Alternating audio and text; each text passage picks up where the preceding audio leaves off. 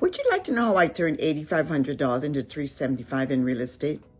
I sold my car for $8,500 and turned it into $375. No inheritance, no rich uncle, no cryptos, just one decision in the late 90s that changed everything. Let me tell you exactly how it happened. So let me take you back to the late 90s in Toronto. Real estate wasn't what it is today. Nobody was talking about pre-construction condos at dinner parties. There were no podcasts about house flipping. Most people my age were thinking about cars, clothes, going out on weekends. And honestly, I wasn't some financial genius either. I didn't have a big savings account. I didn't have a stock portfolio. I was just a regular person trying to figure things out. But I had one thing going for me. I was willing to think differently than the people around me. So here's how it went down. A friend of mine was helping her son find an apartment. She asked me to come along. We ended up walking into a pre-construction condo sales office on Sherbourne Street. Now, most people in that room were looking for a place to live. That's it. Find a unit, sign the papers, move in. But something clicked in my head. I looked at these prices. A studio for about $69,000, a one-bedroom for about $100,000. And I thought, what if I bought two? So I asked the mortgage person if I could buy 2 units, and she said yes. Total price, both $169,000. Deposit needed, $8,500. Now, at this point, you might be thinking, okay, you had $8,500 lying around. Good for you. But here's the thing. I didn't have it. Not even close. So I went home and I asked myself one question. How can I make this work? Not can I afford it? Not is this a good idea? Not what will people think? How can I make this work? And I looked around at what I had, and the only asset I owned that was worth anything was my car. So I made a decision that most people thought was nuts. I sold my car. Let me tell you, that wasn't easy. I needed my car to go to work and back. People looked at me like I was making the worst decision of my life. Friends thought I'd lost it.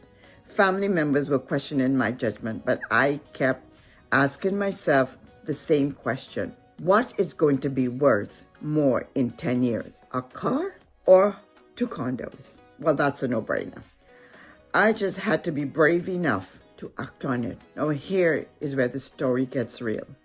Because what happened over the next few years, even I didn't see it coming. Those 2 condos, the ones I bought for $169,000, went on to generate over $275,000 in profit. Let me say that again. $8,500 deposit from selling my car turned into $375,000.